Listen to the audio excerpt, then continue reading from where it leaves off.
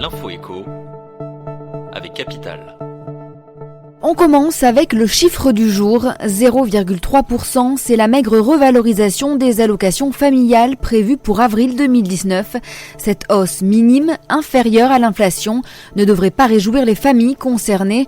Hélas pour elles et pour les Français bénéficiant de prestations sociales, l'année qui commence leur réserve d'autres mauvaises surprises.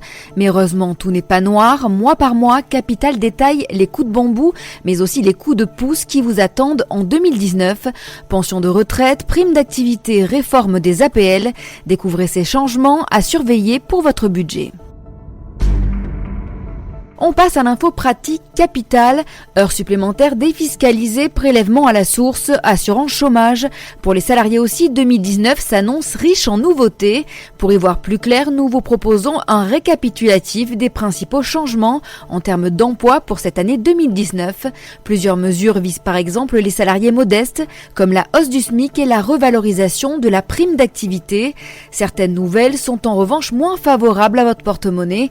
C'est le cas de la fusion des deux régimes de retraite, Agirc et Arco, les nouvelles modalités concernant les congés paternité, le compte personnel de formation et les heures sup sont eux à retrouver sur capital.fr. Le coup de gueule du jour, on le doit à certains abonnés à l'offre mobile de Free.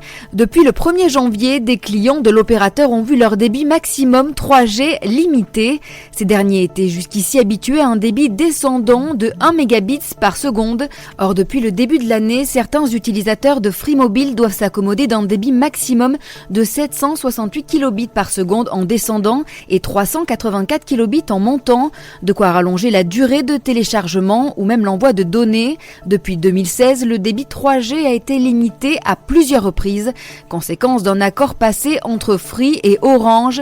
L'ex-France Télécom prend en effet la relève dans les zones non couvertes par Free. Ce dernier se veut rassurant et rappelle que son réseau 3G couvre 96% de la population française.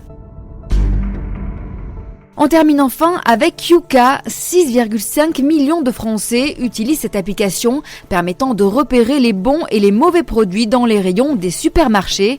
Mais ce service est-il vraiment fiable ? Pour Serge Herzberg, médecin nutritionniste à l'INSERM, cette application ne repose pas complètement sur des bases scientifiques. Dans une interview accordée à Capital.fr, ce spécialiste revient sur le fonctionnement de Yuka et pointe les détails contestables. Il présente également d'autres alternatives pour vous repérer dans le flot d'informations des étiquettes des produits du commerce. Une interview à retrouver en vidéo sur notre site. C'était l'Info écho avec Capital.